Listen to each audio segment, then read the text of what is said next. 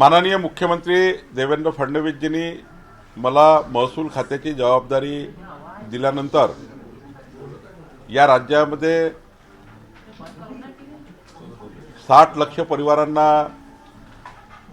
तुकडेबंदी कायद्यामुळे ज्यांचे घरं कायदेशीर होत नव्हते त्या 60 लाख परिवारांना त्यांचे घरं कायदेशीर करण्याबाबतचा मार्ग आम्ही मोकळा केला।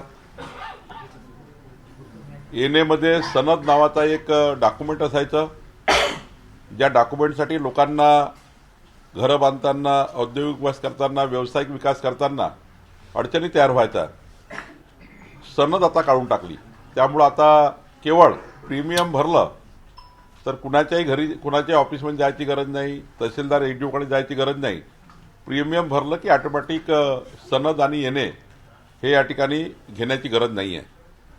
हा निर्णय जवळपास या राज्यातल्या सर्वच औद्योगिक, कॉमर्शियल आणि रेसिडेन्शियल यूज करणाऱ्या त्या आरक्षणाच्या मध्ये असलेल्या लोकांना याचा फायदा होणार आहे। खरं तर पुढच्या काळामध्ये अनेक गोष्टी आम्ही करण्याचा विचार करतोय।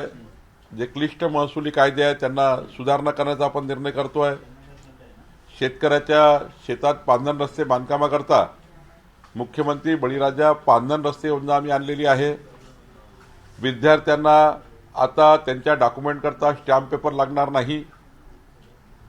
कुठलंही डॉक्युमेंट काढताना विद्यार्थ्यांना caste certificate, validity certificate, domicile certificate कुठलंही डॉक्युमेंट कुठलाही त्या ठिकाणी स्टॅम्प पेपर लागणार नाही। आपसामध्ये जर वाटणी करायची असेल वडिलोपार्जित प्रॉपर्टीची, त्याला 500 रुपयांमध्ये त्याची रजिस्ट्री होईल। त्याला मुद्रांक शुल्क किंवा कुठलीही स्टॅम्प ड्युटी लागणार नाही। असे 38 निर्णय आमच्या खात्याने घेतलेले आहे। खरं तर एक महसूल विभागामध्ये जनतेच्या मालमत्तेचं रक्षण करण्याची जबाबदारी या खात्याची आहे। त्यामुळं जे सरकारी जागेवर लोक बसलेले आहेत त्या लोकांना 2011 पूर्वी जे लोक ज्या जागेवर बसले आहेत त्यांना त्याच ठिकाणी पट्टेवाटप करून त्यांना घरं देण्याची योजना आपण करतो आहे। सोबतच विदर्भातील झुडपी जंगल जागेमध्ये 2 लाख परिवार होते, त्या परिवारांना त्या घरांचं प्रोटेक्शन मिळण्याकरता, त्या घरांचे पट्टेवाटप करण्याकरता सुप्रीम कोर्टमध्ये आम्ही गेलो। सुप्रीम कोर्टकडून मान्यता मिळाली। आता 2 लाख घरं हे कायदेशीर होणार आहे। असे अनेक निर्णय म्हणजे जर महसूल खात्याचा विचार घेतला, म्हणजे महसूल खात्याचा पूर्ण आपण वर्षभराचा हा प्रवास बघितला तर मला वाटतं 3 ते 4 कोटी नागरिकांना वेगवेगळ्या पद्धतीने त्यांच्या मालमत्तेबद्दलचे जे अनेक वर्ष राज्य सरकारकडे विषय प्रलंबित होते, जवळपास 4 कोटी लोकांना आम्ही वेगवेगळ्या योजनेतनं या ठिकाणी लाभ पोहोचवण्याचा आम्ही या ठिकाणी प्रयत्न केला आहे। मला वाटतं आमचं सरकार, देवेंद्र फडणवीसचं सरकार हे विकसित महाराष्ट्राकरता काम आम्ही करतो आहे आणि मला विश्वास आहे की पुढच्या काळात महसूल खातं हे राज्यातलं तर आपलं अग्रगण्य खातं आपण करूच, पण देशामध्ये या ठिकाणी ज्या काही आधुनिकीकरण आहे त्या आधुनिकीकरण स्वीकारून या ठिकाणी आम्ही पुढे जाऊ। महत्त्वाचं आधुनिकीकरण आम्ही मोजणी खात्यामध्ये करतो आहे। जे मोजणी खातं 1.5 2 महिने शेतकऱ्याची मोजणी होत नाही, त्या मोजणीबद्दल त्या ठिकाणी एक नवीन आधुनिकीकरण आणून डेटा सेंटरच्या माध्यमातून, GIS सेंटरच्या माध्यमातून आंध्र प्रदेश, कर्नाटकमध्ये ज्या पद्धतीने आधी मोजणी मग रजिस्ट्री मग त्या ठिकाणी फेरफार, हा जो अत्यंत महत्त्वाचा बदल अनेक राज्यांनी केला आहे। आमचंही राज्य आधी मोजणी 15 दिवसामध्ये मगच रजिस्ट्री। खरं मोजणी आणि रजिस्ट्रीच्या त्या ठिकाणी आराजीमध्ये कमी जास्त फरक राहू नये म्हणून मोजणी केल्यानंतर रजिस्ट्री केल्यानंतर तुमचे म्युटेशन, फेरफार अशा याच्यावर राज्य आणण्याचा आमचा विचार आहे। महसूल खातं हे बऱ्यापैकी पुढच्या काळातही या वर्षभर जे आम्ही केला आहे, पुढच्या वर्षी जनतेला या घेतलेल्या निर्णयाचा लाभ कसा होईल, घेतलेले निर्णय खालीपर्यंत कसे इम्प्लिमेंट होतील, घेतलेल्या निर्णयाचा उपयोग शेतकऱ्यांपर्यंत कसा पोहोचेल याच्याकरता आम्ही काम करणार आहोत। निजामशाहीचे पण काही शेरे पण आपण एक महत्त्वाचा निर्णय घेतला, 70,000 लोकांना फायदा काय? मराठवाड्यामध्ये 70,000 परिवार असे होते ज्यामध्ये निजामकालीन नाव त्यांच्या जमिनीवर होते। परवाच्या जो आपण त्या ठिकाणी सभागृहामध्ये कायदा आणला त्यामध्ये मदतमासमध्ये ज्या जमिनी होत्या त्या जमिनीला आता आपण फ्री होल्ड केला। एकही पैसा न घेता 70,000 परिवाराच्या जमिनी म्हणजे घरं, राजुरा शहर ज्यावर आहे तर राजुरा शहर सर्व शहर हे निजामाच्या जागेवर आहे. असे अनेक शहरं आहेत, त्या ठिकाणी अनेक गावं आहेत, नांदेडमध्ये आहेत, मराठवाड्यात आहे. त्या सर्व घरांची आता प्रॉपर्टी फ्रीहोल्ड केली आणि ही घरं त्या जे लोक त्या घरी राहतात त्यांच्या नावाने करून देण्याचा निर्णय महसूल खात्याने केला आहे. सर, पिंपरी चिंचवडमध्ये दोन्ही राष्ट्रवादी एकत्र लढत आहे. भाजपचं काय स्टँड असणार आहे? भारतीय जनता पार्टी आणि शिवसेना महायुती आहे. काही ठिकाणी राज्यामध्ये वेगवेगळ्या पद्धतीने महायुती ऑपरेट होत आहे, पण भाजपा शिवसेनेचं एकमत झालं आहे. पुणे, पिंपरी चिंचवड, नाशिक अनेक ठिकाणी भाजपा शिवसेनेची बोलणी सुरू झाली आहे. आता भाजपा शिवसेनेची बोलणी झाल्यानंतर मग इतर 13 मित्र पक्ष आहे त्याचीही चर्चा आम्ही करणार आहोत. भाजप आणि शिवसेनेची बोलणी सुरू आहे. राष्ट्रवादी सोबत म्हणजे पुण्याचं असो किंवा आता अमरावती सुद्धा चर्चा युवा स्वाभिमान असेल तर आम्ही तयार नाही असं राष्ट्रवादी. नाही, आमच्याकडे युवा स्वाभिमान हा मागच्या 15 वर्षापासून आमच्या महायुतीचा भाग आहे. रवी राणा हे युवा स्वाभिमान पक्षाचे जे अध्यक्ष आहेत त्यांनी अनेक निवडणुकीमध्ये भाजपाला पाठिंबा दिला. मागच्या 15 वर्षापासून रवी राणा भाजपचे मित्रपक्षामध्ये आहे. त्यामुळं महायुतीचा प्रस्ताव आमच्यासमोर जो आहे तो आज शिवसेनेचा आहे, युवा स्वाभिमानचा आहे. राष्ट्रवादीकडनं अजून प्रस्ताव आला नाही आहे, पण निश्चितपणे आम्ही महायुतीमध्ये जाणार आहोत. अमरावतीमध्ये महायुतीच त्या ठिकाणी लढणार आहे. नागपूरमधील बरेचसे कार्यकर्ते जे आहेत वरिष्ठांकडे मागणी करतायत की भाजप मजबूत आहे पुरेशी, त्यामुळे इथे लोकसभा विधानसभेमध्ये युती ठीक आहे, पण कार्यकर्त्यांना संधी दिली पाहिजे. नागपूर असो की मुंबई असो, भाजपा जरी मजबूत राहिली तरी शिवसेना हा त्या ठिकाणी पहिल्यापासून मागच्या 30 वर्षापासून नैसर्गिक मित्र पद्धतीने आमच्यासोबत काम करतायत.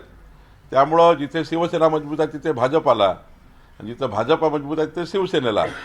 जर युती करण्याचा निर्णय झाला आहे राज्यस्तरावर आणि हा निर्णय वरिष्ठ स्तरावर घेण्यात आला आहे, त्यामुळे मला वाटतं आता किंतु परंतु ठेवण्याची गरज नाही. अजितदादांनी पिंपरी चिंचवडमध्ये म्हटलं की मी सर्व काही पणाला लावेल आणि भाजपच्या त्या स्थायी समितीच्या अध्यक्षता सीमा सावडी यांनी अजितदादाच्या याच्यात प्रवेश. नाही, मला असं वाटतं की त्यांचा पक्ष त्यांनी कसा चालवायचा, त्यांनी निवडणूक कशी जिंकायची, निवडणुकीमध्ये यश पराजय जे काय होईल ते होईल, पण निवडणूक तर निवडणुकीच्याच तत्वावर जिंका लागतं किंवा निवडणूक लढावी लागतं.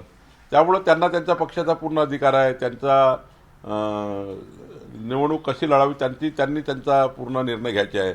त्यामुळे त्यांनी काय केलं यावर मी बोलण्यापेक्षा आमची तयारी काय आहे, तर आमची तयारी ही आहे की 51% मतं घेऊन 2/3 बहुमताने जिंकायचं आहे. आम्ही महायुती चांगल्या पद्धतीने महाराष्ट्रात येऊ आणि महायुतीत या ठिकाणी महाराष्ट्रामध्ये लोकांची पसंती आहे. पिंपरी चिंचवडमध्ये राष्ट्रवादीचाच महापौर होईल असं अजितदादा म्हणतात. अजितदादाला राष्ट्रवादीचं वाटतं, आम्हाला भाजपचं वाटतं. त्यामुळं जनता निर्णय करेल पिंपरी चिंचवडची कोणाचा महापौर बनवायचा. आज आदित्य ठाकरेंच्या उपस्थितीमध्ये मेळावा होत आहे असं ठरतंय त्यांच्यामध्ये की आदित्य ठाकरेंना मुंबई आणि उर्वरित महाराष्ट्रामध्ये उद्धव ठाकरे म्हणजे आदित्य ठाकरेंना कुठंतरी प्रमोशन दिलं जात आहे म्हणून. उद्धवजी जेव्हा मुख्यमंत्री होते तेव्हाच त्यांनी आपल्या मुलाला प्रमोट केलं होतं. यात नवीन काय? वडील जेव्हा मुख्यमंत्री होते मुलाला मंत्री केलं, याचा अर्थ तुम्ही तेव्हाच प्रमोट केलं होतं. नवीन काय? आणि ज्या पद्धतीने आदित्य ठाकरे हे काम करतात आहे, नवीन नेतृत्व आहे, त्यांना संधी आहे. संधीचं सोनं करावं एवढंच म्हणणं आहे. मुंबई भाजपा यासाठी पोस्टर लागलेले होते, ते पोस्टर काढून टाकण्यात आले. त्यावरून संजय राऊतांनी टीका केली की आचारसंहिता फक्त शिवसेनेसाठी आणि मराठी माणसासाठीच आहे का, सत्ताधाऱ्यांसाठी नाही. राज्य निवडणूक आयोगाने जेव्हा आचारसंहिता लागली तेव्हा सर्वांनीच पोस्टर काढले, आम्ही आमचे काढून टाकले. ज्यांनी काढले नाही त्यावर कारवाई झाली असेल. आम्हाला तेवढी शिस्त आहे. आचारसंहिता लागल्याबरोबर भाजपच्या युनिटने आपापल्या गावात जाऊन तुम्ही बघा नागपुरात काढले की नाही काढले आम्ही. त्यामुळे आम्ही आपले काढले, ज्यांनी नाही काढले म्हणून कारवाई झाली. त्यात काही तुम्ही काढायला पाहिजे ना. राज्य आपल्या निवडणूक आयोगाला गरज पडू नये काढायची, कलेक्टरला गरज पडू नये. आपापल्या पक्षाचे आपापल्या नेत्यांनी आचारसंहिता लागली की साधा नियम आहे, काढले पाहिजे. आम्ही काढले, त्यांनी काढले नाही म्हणून कारवाई झाली. गुलाबराव पाटलांनी जळगावमध्ये म्हटलं तर सन्मान दिला नाही तर आम्ही स्वबळावर लढू. नाही, गुलाबराव पाटील त्याचं स्वभावाप्रमाणे बोलत असतात, पण माननीय देवेंद्रजी, माननीय एकनाथजी, आम्ही सर्व बसलो होतो. त्यामध्ये महायुतीचाच निर्णय झाला आहे. मुंबई हे अमित शहाच्या याच्यात जाऊ देणार नाही, घशात जाऊ देणार नाही असं शंकर राऊत म्हणतात. आणि तो डकेट कोण आहे तेही माहिती आहे. रहमान नावाचा डकेट कोण आहे ते आम्हाला माहित आहे. असं आहे की त्यांना बोलायला काही मुद्दे नाही. त्यांना मुंबईच्या विकसित मुंबईचा प्लॅन काय हे माहिती नाही. त्यांच्याकडे डेव्हलपमेंटचा अजेंडा नाही. सकाळी झोपून उठल्यापासून झोपतपर्यंत टोमणे मारायचा त्यांचा कार्यक्रम आहे.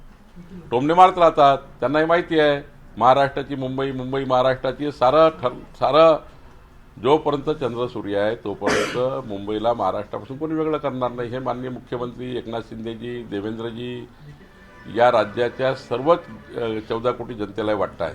आणि त्यामुळं हे जे आहे ना हे फक्त काहीतरी दिवसभर टी व्हीमध्ये दिसलं पाहिजे, दिवसभर चाललं पाहिजे, काहीतरी लोकांनी आपल्याला ते सकाळी फेसबुकवर कॉमेंट केले पाहिजे, काहीतरी आपले लाईक्स डिसलाईक राहिले पाहिजे लोकांमध्ये, म्हणून ते करत राहतात. कालच निवडणूक जाहीर झाली आणि आज ते म्हणतात की पैशाचा महापूर वाहणार आहे आणि पैशाचा वापर होणार आहे. ज्यांनी आयुष्यभर जे धंदे केले आहेत त्यांना तेच दिसतं.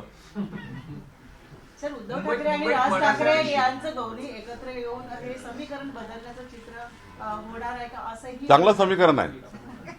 दोघे एकत्र चांगलं समीकरण आहे. लोकाला कळतं असे समीकरण का तयार होतात. जेव्हा जनाधार संपतो, जेव्हा तुमचा आधार संपतो, तेव्हा असे समीकरण तयार होतात. असं आहे. त्यांना एकत्र यायला काही मनाई नाही आहे. त्यांना आमच्या शुभेच्छा आहे. पण विजन काय? 45 वर्ष उद्धव ठाकरेजीकडे महापौर होता मुंबईचा. देवेंद्र फडणवीसजी एकनाथ शिंदेला यावं लागलं. मुंबईचा संपूर्ण विकास, मुंबईची आज बघा जगातला कुठलाही व्यक्ती होता, तुम्ही जाऊन बघा मुंबईला. 10 वर्षापूर्वीचे गुगलवर मुंबई, तुम्ही MRSAC वर काढा मुंबई 10 वर्षापूर्वी, 15 वर्षापूर्वी काय, 2014 पूर्वीची मुंबई काढा आणि 2024ची मुंबई काढा.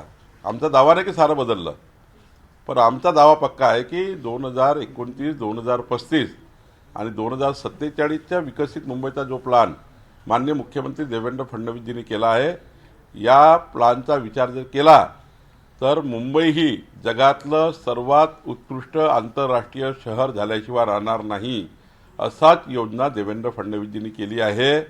या योजनेसमोर मतं मागणारे फिके पडणार आहे, त्यांची जमानत जप्त होणार आहे आणि म्हणून त्या पद्धतीनं ते वक्तव्य करतात आहे. मुंबईमध्ये दोन्ही ठाकरे बंधू एकत्र येणार आहे अशा पद्धतीची चर्चा सांगितलं आता मी. आणि दुसरीकडे ते वर्षा गायकवाड म्हणतात की आम्ही मारहाण करणाऱ्यासोबत जात नाही, त्यामुळे कुठेतरी महाविकास आघाडी त्यांना सर्वांना शुभेच्छा आहे. त्यांना वेगळं लढण्याच्या शुभेच्छा आहे, यांना एकत्र येण्याच्या शुभेच्छा आहे. अजून ते 20-22 पक्ष आले होते मागे, हातवर केले होते एकामेकांनी, त्यांना घेऊन या सर्वांना. ममता बॅनर्जी तिकडे कोणते आले होते मला माहिती नाही, पण ते जरा सर्वांनी आलं पाहिजे. आम्ही 51% लढाईची तयारी केली आहे. 51% मतं आम्हाला मिळतील. शिंदे साहेबांसोबत युती तुम्ही दिग्विजय केलेली आहे, यांनी मात्र जागा राज्यसभेमध्ये- वाटपाचा काही फॉर्म्युला ठरलेला आहे का? जागा वाटप योग्य ठिकाणी चालू आहे. जेव्हा तुम्हाला जागा वाटपाचा फॉर्म्युला समोर येईल तेव्हा तुम्हाला आनंद होईल. बावनकुळे साहेब, आपल्याकडे दिग्विजय राज्याची सिंग यांनी जबाबदारी राज्यसभेमध्ये एक मागणी केलेली आहे की जेव्हा एखादा पक्ष फुटतो तेव्हा चिन्ह गोठवलं जातं, पण महाराष्ट्रात शिवसेनेचं चिन्ह एकनाथ शिंदेंना तर राष्ट्रवादीचं चिन्ह अजित पवारांना दिलं. जो आमदार खासदार पक्ष सोडून जातो त्याला 6 वर्ष निवडणूक लढण्याची संधी द्यायला नको, अशा प्रकारची मागणी केली. तर मागणी करायचं कामच आहे. पण कायदे काय आहे? केंद्रीय निवडणूक आयोगाने जेव्हा चिन्ह दिलं राष्ट्रवादी अजितदादांना आणि एकनाथ शिंदे धनुष्यबाण, त्यामध्ये काही कालपरवा नवीन कायदा तयार केला का? संविधानाने जे तुम्हाला कायदे दिले, केंद्र निवडणूक आयोगाकडे जे कायदे आहेत त्या कायद्याने होत असतं. आणि आता हायकोर्ट, सुप्रीम कोर्टमध्ये केस चालूच आहे. त्यामुळे जे काही चिन्ह मिळालं आहे ते कायद्याने मिळालेलं आहे. त्यामुळे तुमचा पक्ष जेव्हा शेवटी पक्ष म्हणजे काय?